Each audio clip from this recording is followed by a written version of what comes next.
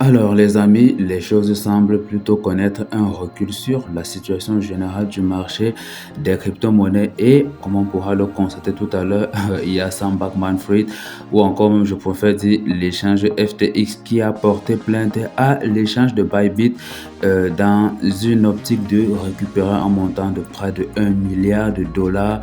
Je ne sais pas pour quelle raison précisément, mais on pourra le constater tout à l'heure. Et il y a également YouTube qui se lance dans une initiative où elle semble vouloir associer l'intelligence artificielle à son réseau ou encore à sa plateforme pour pouvoir améliorer l'expérience utilisateur. Il y a également, j'ai envie de dire, X ou encore l'ancienne application connue sous le nom de Twitter et j'ai envie de dire son PDG actuel, Elon Musk, qui actuellement est dans une guerre particulièrement intense entre lui et le fondateur de OpenAI, Sam Altman. Et bon, l'actualité, comme vous pouvez le constater toujours, on a toujours cet été, le cas d'Ethereum et des raisons particulières qui tournent autour d'Ethereum. Enfin, en tout cas, laissez-moi commencer. Alors, bonjour les amis, bienvenue sur Medify, la chaîne de l'actualité crypto et la chaîne qui met en lien les outils du Web 3.0, la chaîne qui vous donne les outils qui vous permettront d'être indépendant dans les business du Web 3 et bien évidemment qui vous permettra de bénéficier et de faire de hauts profits sur le secteur ou dans le secteur des crypto-monnaies. Alors, après le générique, on commence.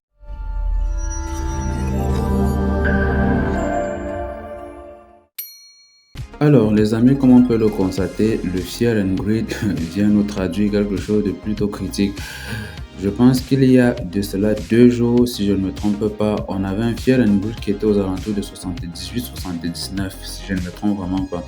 Et actuellement, on est en train de revenir aux alentours des 76 pour dire que l'état psychologique du marché est en train de revenir vers une certaine inquiétude par rapport au fait que le marché peut connaître une baisse à tout moment ou une cassure violente à tout moment. Donc, soyez prêts, préparez-vous pour ne pas vous faire dumper sur la gueule. Encore qu'on a besoin des profits qu'on a enregistrés pour ce petit mouvement aussi, on en a besoin pour pouvoir prendre position sur les prochains actifs, les prochaines crypto-monnaies. Donc, soyez prudents les amis. Et quand on observe la situation globale du marché, c'est vrai que la capitalisation boursière semble s'être maintenue aux alentours de 1,41 trillion de dollars avec une performance de moins 0,49% sur la situation globale du marché. Quand on revient sur le Bitcoin, il navigue toujours entre les 36 860 dollars avec une performance sur 7 jours de 5,12%, pas mal. Et Ethereum, pareil, une performance de 8,05% sur 7 jours et un prix de 2050 dollars pour l'échange autour de la crypto. Pour la troisième crypto-monnaie, en termes de capitalisation boursière, le BNB enregistre une performance de moins 1,96%. Moins 1,96% et il est plutôt en baisse, mais avec une capitalisation boursière qui reste plus ou moins stable sur le compte. Et tu en as le Solana également qui a un 41%. Waouh, il est aux alentours de 51 dollars, ce qui fait qu'il continue de surperformer. Et ça, waouh, à ceux qui se sont positionnés à temps sur le Solana. Moi, j'ai pas pu prendre le train à temps et voilà que le Solana, il est en train de nous faire des performances de dingue, ça c'est sûr, des performances de dingue. Alors pour les deux, même coin par capitalisation, on a le Shiba qui nous fait une performance de 7% et le Dogecoin qui nous fait une performance de 6% sur les, les 7 jours. Voilà. Donc, quand on regarde tout ceci, je pense que, je pense il y a 2 semaines, je vous partageais l'actualité sur Jeff Peterson. C'est Jeff Peterson, si je ne me trompe pas, entre Jeff Peterson et un autre Américain là, qui prend souvent sur lui de faire des prédictions plutôt sinistres sur le Bitcoin et qui prédisait que le Bitcoin allait connaître un crash d'ici quelques jours. Ce qui, bon, on va toujours rester prudent et ne pas rater les moindres actualités qui pourraient nous aider à nous prémunir du risque, quoi. C'est à peu près ça. Alors, pour l'actualité suivante, je pense que c'est celle de FTX et les régulateurs. Et qu'est-ce qu'on constate? On constate que apparemment FTX dans son coin, FTX dans son coin, FTX dans son coin nous fait comprendre que, enfin, le résumé de l'article que j'ai sous les yeux, c'est que il faut déjà constater qu'il est intéressant de voir les développements qui ont eu lieu depuis la faillite de l'échangeur FTX. Il y a eu de sérieux développements, changement du CEO, amélioration des conditions d'employés, tentative de remboursement des actifs des personnes qui les avaient encore sur l'exchange. Et du coup, comme vous l'avez mentionné,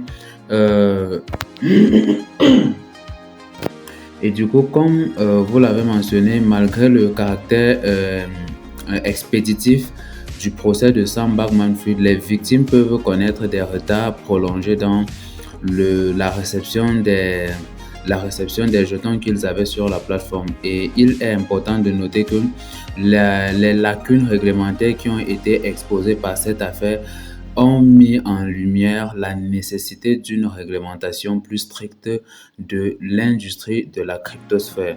Donc, beaucoup d'échangeurs puiseront ou alors devront souffrir de nouvelles réglementations autour des crypto-monnaies. Donc, c'est ça, c'est à quoi FTX nous a exposé pour l'avenir des crypto-monnaies. Mais bon, et pour l'actualité suivante, c'est celle qui porte sur le chatbot intégré sur YouTube, un chatbot adossé à l'intelligence artificielle qui est envisagé d'être intégré sur la plateforme YouTube afin d'améliorer l'expérience utilisateur. Et de manière un peu plus détaillée, c'est quoi? C'est que selon l'article que vous avez sous les yeux, YouTube est en train de tester une fonctionnalité d'intelligence artificielle révolutionnaire qui permettra aux utilisateurs d'interagir avec les vidéos sans interrompre la lecture de la vidéo.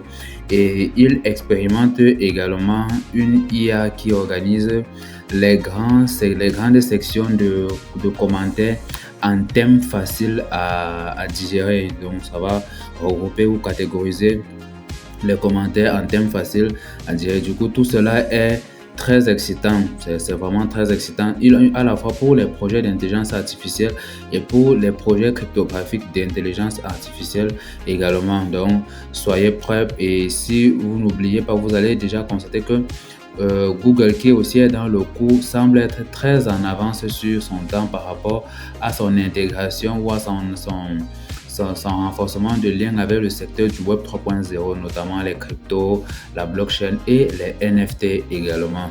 Les NFT également. Et pour l'actualité suivante, je pense que c'est celle-ci, du côté de la Corée du Sud. La Corée du Sud nous fait quoi là? La Corée du Sud, en fait, selon Idali, un média sud-coréen, BitHub envisage une offre publique initiale d'ici 2025 pour dépasser la suprématie du marché de Upbit. Et Lee Hyung-hyun est de retour en tant que principal intervenant du conseil d'administration de BitHub, mettant l'accent sur la fortification de la gouvernance du cabinet en question. Du coup, BitHub a nommé Samsung Security en tant que gestionnaire de fonds pour l'IPO mais n'a pas commenté ces développements à Idali. Il n'a pas commenté les développements qu'il avait fait à Idali. Du coup, BitHub a enregistré un volume de trading au comptant de 658 millions de dollars le 12 novembre 2023, tandis qu'Upbit a multiplié par 6 son volume à 3,1 98 milliards de dollars. Donc, c'est à peu près ça. Et du coup, oui, et du coup, pour l'actualité suivante, je pense que c'est celle-ci.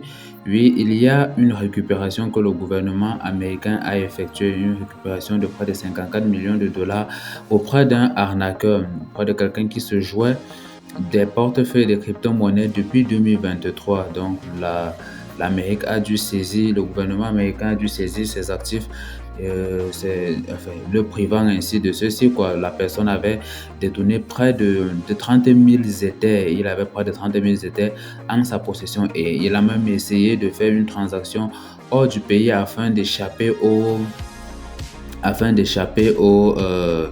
je pense qu'il voulait échapper à quoi déjà? À la fiscalité américaine, si je ne me trompe pas. Donc, il s'agit de Castelluccio, c'est le monsieur, et son équipe, Luke Atwell et Crowson, les trois ensemble, qui passaient leur temps à faire des petites mijoteries sur les actifs numériques et détournaient les portefeuilles crypto et ne faisaient que les entasser, quoi. Et la performance qui est enregistrée donc sur les cryptos au fil du temps n'ont fait que rendre leur portefeuille suffisamment bullish sur le temps. Et pour l'actualité suivante, je pense que c'est celle-ci.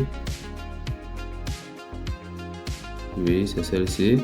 Et celle qui porte sur le point de vue Bitcoin à 100 000 dollars. Alors, dites-moi, les amis, est-ce que vous y croyez? Un Bitcoin à 100 000 dollars. Déjà, il y avait quelqu'un d'autre qui prédisait le Bitcoin aux alentours de 250 000 et à 150 000 dollars. Donc, dites-moi dans les commentaires, est-ce que vous pensez que le Bitcoin pourrait atteindre une telle valeur au prochain cycle haussier? Donc, c'est toujours intéressant de vous avoir dans les commentaires. Je vous lis tous quand vous y laissez des commentaires. Alors, vous allez voir l'article que nous avons sous les yeux présentement, n'est-ce pas? L'article que vous avez sous les yeux et que je partage avec vous discute en fait de la possibilité que Bitcoin atteigne les 100 000 dollars d'ici 2024. Et les principaux facteurs qui pourraient influencer cela sont la légalisation anticipée, la légalisation anticipée des fonds négociés en bourse au comptant, c'est-à-dire les ETF spot Bitcoin. Et pourquoi pas dire, si on veut penser l'Ether aux alentours de 10 000, 15 000 dollars, on parlera aussi des ETF spot Ethereum. C'est ce qui pourrait donc être un catalyseur pour propulser le Bitcoin aux alentours des 100 000 dollars.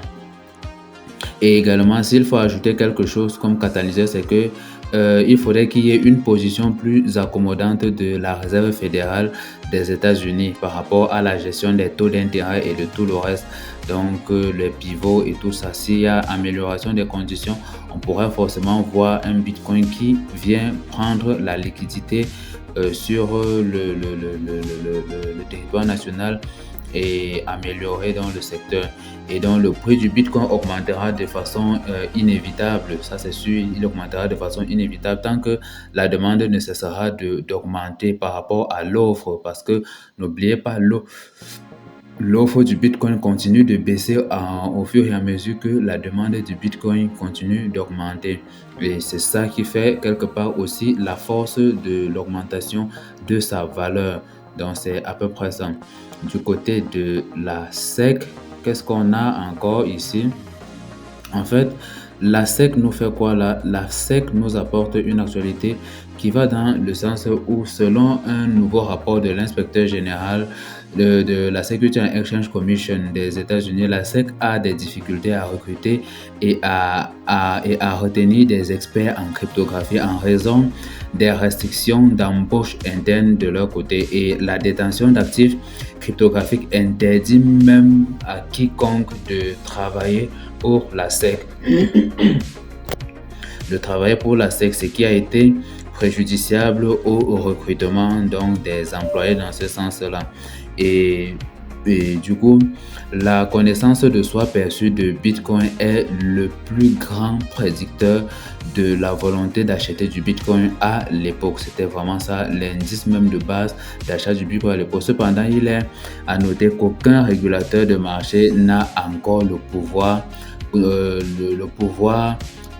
comprendre et même de réglementer le secteur des marchés des crypto-monnaies. Et c'est ça qui pèse actuellement sur le secteur américain. Et quand on évolue avec l'actualité crypto, on a le cas de Coinbase et les layers de Coinbase qui nous fait quelque chose de plutôt intéressant sur le cours. Qu'est-ce que Coinbase nous apporte? En fait, Coinbase a lancé Coinbase Verification, un système de vérification KYC, c'est-à-dire Know Your Customer. C'est un procédé en fait qui vise à collecter vos informations de base, identité, visage, nationalité, âge et tout le reste quoi, pour pouvoir être sûr que on pourra éviter les transactions frauduleuses et tout le reste, les arnaques et tout le reste quoi. Donc, ils ont lancé un service comme celui-ci implémenté sur la blockchain de couche 2 Base.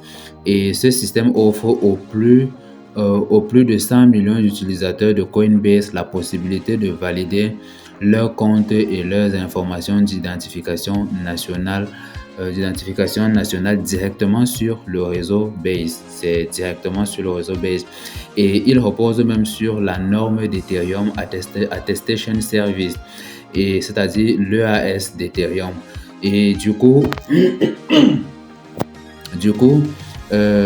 c'est une norme qui est un standard open source surtout. C'est un standard qui est au standard open source.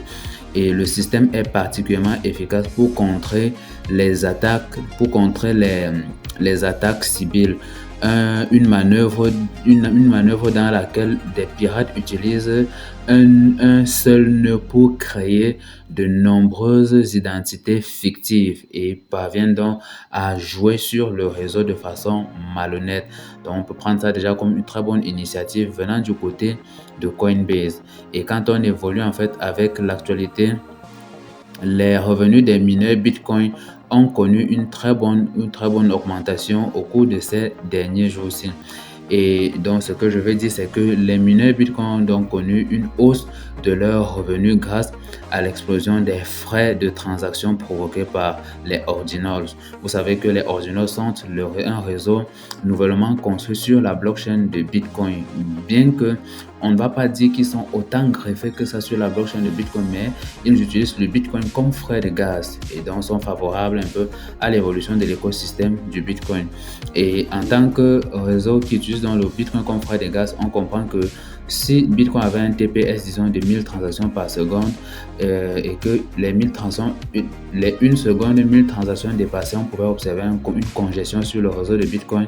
Il est clair qu'avec l'arrivée des ordinals, le volume de transactions se retrouve sans cesse en pleine augmentation, ce qui pourrait provoquer une certaine congestion sur le réseau. Donc, selon les données de MinerMark, les mineurs ont accumulé près de 830 bitcoins en frais de transaction au cours des 10 premiers jours de ce mois, soit environ 30,7 millions de dollars avec le coût actuel de la crypto-monnaie. Donc, cette hausse est principalement attribuée à un nouveau regain d'intérêt pour les ordinals. Préparez-vous, je vous le disais dans une de mes vidéos que les ordinals étaient en train de surperformer sur le marché. Ordi, lui seul, est remonté aux alentours des 19 dollars après avoir chuté jusqu'aux alentours des 3 dollars et poussière.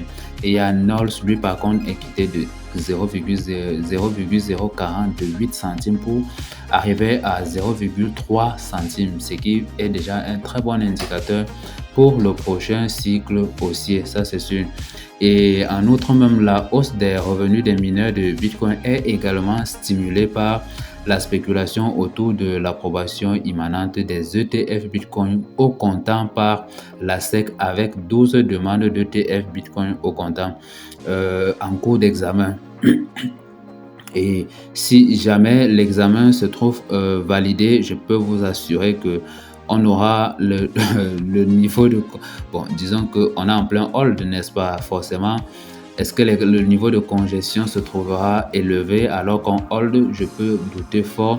Mais si la volatilité augmente sur Bitcoin en lien avec le trading, l'achat des bitcoins, forcément on pourra avoir donc un niveau de congestion sur le réseau assez parabolique, assez démesuré. Et si on pousse encore un peu plus au niveau de l'actualité, je pense qu'on va revenir sur le cas de FTX qui intente un procès à Bybit pour un montant de 1 milliard de dollars. Et pour quelles sont les raisons en fait? Les raisons vont beaucoup plus dans le sens du fait que selon l'article du Wall Street Journal, plusieurs anciens cadres de FTX se sont associés pour créer un nouvel échange de crypto-monnaies. Oui, un nouvel échange de crypto-monnaies. Et surtout à Dubaï appelé Backpact Exchange.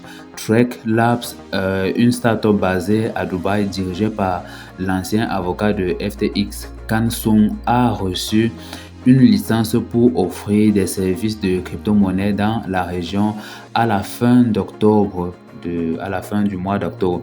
Et Backpack offre donc une solution de conservation autonome qui intègre une technique de calcul multipartie, le MPC, pour garantir la sécurité des fonds. Et les clients Backpack pourront vérifier leurs fonds quand ils le souhaitent. Ensuite, ce qu'il faut aussi, c'est que rester en sécurité en tant qu'attentif aux attaques de phishing qui se multiplient et en vérifiant les URL de sites web, etc., etc. Donc, c'est à peu près ça. Mais vous allez certainement remarquer que l'actu que je viens de donner ne correspond pas exactement à l'actualité que nous avons là en face des yeux. Et là, je vous l'ai dit, c'est le cas de FTX qui intente un procès à Bybit pour pouvoir faire une récupération de 1 milliard de dollars parce que la succession de FTX dirigée par le PDG John Ray III a intenté donc une action en justice contre Bybit, sa société d'investissement Mirana, et plusieurs de ses dirigeants. Donc l'objectif est de récupérer les fonds et les actifs numériques que Bybit a retirés de FTX juste avant sa faillite et dont la valeur actuelle est d'environ 1 milliard. La plainte en fait affirme que Bybit a utilisé son accès VIP et ses liens avec le personnel de FTX pour retirer d'importants fonds et actifs numériques à Mirana Time Research, une autre entité liée à Bybit et à des cadres juste avant l'effondrement de FTX. Donc, comme vous pouvez le voir ici, voilà ce qui a été mis en procédure pour pouvoir pousser le procès jusqu'où ça devrait aller.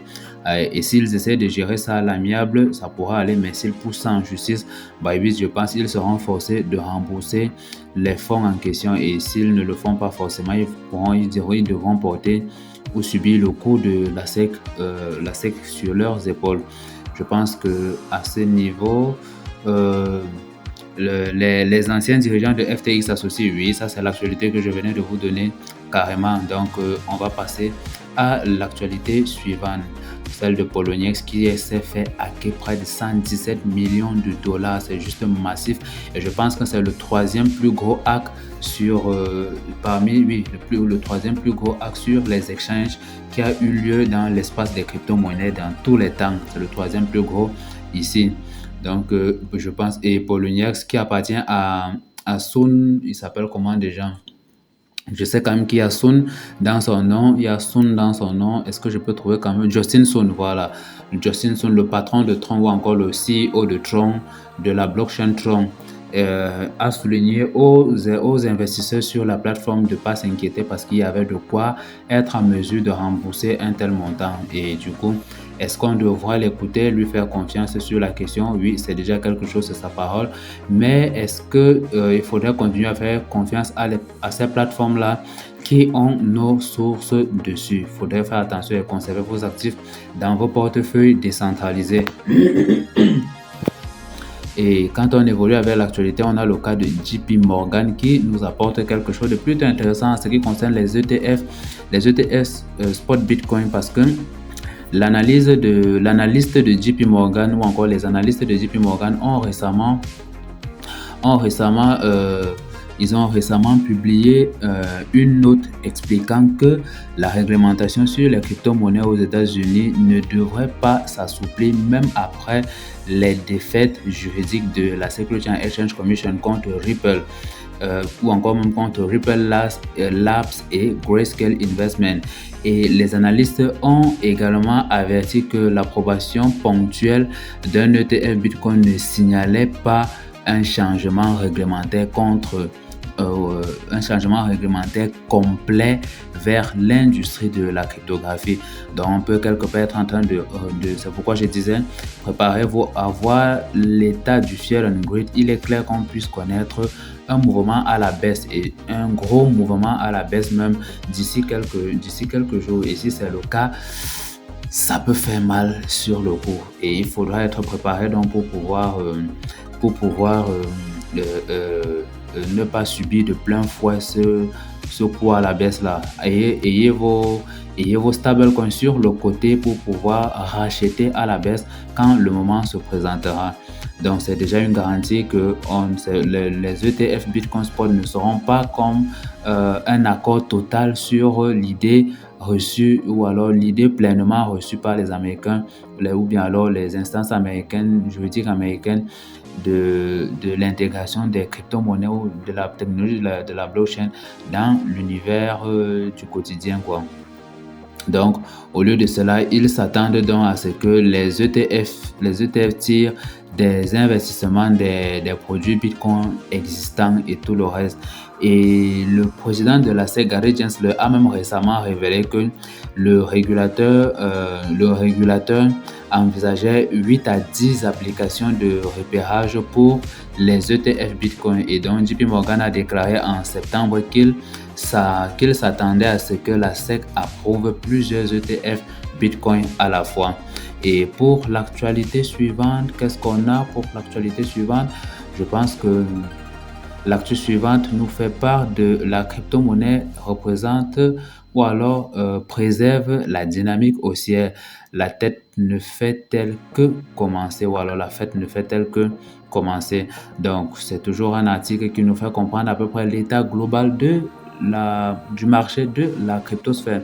Et il est vrai que le contexte est même favorable à une hausse des altcoins, mais il est important de surveiller les niveaux techniques à regagner. Il est vraiment important de surveiller les niveaux techniques à regagner parce que la capitalisation boursière totale des crypto-monnaies conserve un momentum haussier, comme je vous l'ai dit tout à l'heure, aux alentours des 1,41 trillion de dollars, tandis que les altcoins continuent leur décollage technique et cependant même le rebond avorté du prince des crypto-monnaies doit être pris en compte parce que oui, ça doit être pris en compte et même la DeFi semble avoir le vent en poupe en ce moment. C'est le secteur de la DeFi qui va pleinement concurrencer le secteur des banques et des services centralisés à l'avenir. Donc, soyez prêts, soyez attentifs, soyez très regardants. Alors, on a le cas de FTX, non, je dis encore FTX. On a le cas de Elon Musk et son application X en plein challenge avec OpenAI depuis un moment sur le réseau social X, bien évidemment. Et qu'est-ce qu'ils s'échangent depuis? Parce que j'ai fait un tour sur le réseau et j'ai constaté que Sam Altman, le PDG de la société OpenAI, a annoncé la nouvelle version de chatbot ChatGPT appelée GPT, qui permet de créer des versions personnalisées de ChatGPT. Et Altman a profité donc de l'occasion pour dénigrer le chatbot Grok d'Elon Musk en le qualifiant d'humour de boomer. Et Grok en revanche propose des réponses teintées d'humour et même pleines d'esprit. Elon Musk a présenté Grok comme supérieur à ChatGPT, mais la comparaison objective entre les deux demeure incertaine depuis un moment. La rivalité entre les deux même entre les deux grands acteurs de l'intelligence artificielle, Elon Musk et Sam Altman, est né lorsque OpenAI a changé de statut en rejoignant Microsoft, ce qui a particulièrement vexé Elon Musk et l'a amené à sortir de là. Donc, espérons que cette rivalité ne provoque pas une flambée incontrôlée des recherches sur l'intelligence artificielle, bien évidemment. Donc, du coup, restons, comme je vous le dis toujours, prêts à rebondir au cas échéant. Et pour ceux qui ont vu la crypto-monnaie Grok naître, beaucoup ont cru que Elon Musk a créé l'intelligence Grok. Mais une crypto-monnaie également est sortie récemment qui s'appelle Grok et mais alors rien à voir avec l'intelligence artificielle de Elon Musk. Donc sachez faire la différence entre les deux et ne vous faites pas arnaquer sur le marché. Soyez prudents, c'est important. Pour l'actualité suivante, c'est quoi? C'est que il dit ici, quand le papier rencontre les NFT, apportez votre couche personnelle à votre journal ou encore à notre journal. Alors, qu'est-ce qu'on retient de l'actualité sur cet article? C'est que CryptoAs a proposé une nouvelle expérience pour accompagner la 4e édition de son journal papier appelé les parcelles. Et cette expérience unique permet aux éditeurs et même aux détenteurs de NFT de laisser leur empreinte visuelle dans une publication physique en fait. Et avec seulement 100 parcelles disponibles, chaque NFT agit comme une fenêtre vers l'expression personnelle, donnant vie à une mosaïque d'images qui sera immortalisé sur chaque journal de CryptoAs. Du coup, vous pouvez déjà vous précipiter. Je pense qu'il doit avoir le lien quelque part. Je sais pas trop, mais bon, il faudra fouiller certainement. Vous pourrez déjà vous précipiter à obtenir vos parcelles également parmi les 100 au total. Espérons que ce soit pas trop cher pour le coup, ou alors que ça n'est pas déjà trop pumpé et donc laisser les gars en arrière. Pour l'actualité suivante, je pense que c'est celle de Binance qui qui gèle des cryptos volés auprès d'utilisateurs kidnappés au Monténégro. Ce qui est encore une très bonne initiative qui va permettre de donner encore de meilleurs aperçus dans l'environnement des cryptos actifs. Parce que dans cette histoire, Binance a gelé les fonds volés pour sauvegarder ou même pour sauver les avoirs récupérés contre le gré de leurs propriétaires. Et le gel de crypto-monnaie n'est possible que sur les exchanges centralisés de crypto-monnaie comme Bybit, Binance, Coinbase, Hotbit, KuCoin. Tout ça n'est possible que de ce côté-là. Certains membres de la communauté peuvent être ravis de cette action, tandis que d'autres se demandent quelle est la différence entre Binance et les banques traditionnelles, puisque elle est capable donc de porter un coût pareil aux avoirs des investisseurs, ce qui est plutôt inquiétant parce que les cryptos viennent à peu près de nous débarrasser de ce type de comportement des agences centralisées qu'on a connues autrefois. Donc, ces aides reconnaissent que le freinage des mouvements illicites de crypto actifs n'est possible que sur une seule condition. En fait, ce n'est possible que sur une seule condition. Donc, voilà. Et pour la dernière actualité, enfin, je pense que ça, c'est toujours celle qui porte sur Binance. Ah oui, Binance, en fait, depuis ces derniers jours, est en train de perdre les parts de marché. Je pense, aux dernières nouvelles, il avait encore un total de 51% de parts des marchés dans l'espace des crypto-monnaies dans le monde entier en général. Et aujourd'hui, selon le rapport de Oxcorp, Binance a perdu environ 10% de son volume de négociation et d'autres indicateurs, tandis que ses concurrents de deuxième rang comme OKX ont gagné des parts de marché. Et bien que Binance soit toujours le leader en termes de volume mondial de crypto, sa part de marché a chuté à environ 45%. Donc il a encore chuté entre-temps depuis juillet. Et les concurrents les plus proches sont OKX, Bybit, Bitget et Mex Global, bien évidemment, qui ont tous connu une croissance saine au cours de la deuxième année au cours de la deuxième année. Et le rapport excluait les principales bourses comme Upbit, Coinbase en raison de leur manque de volume de négociation de dérivés, bien évidemment.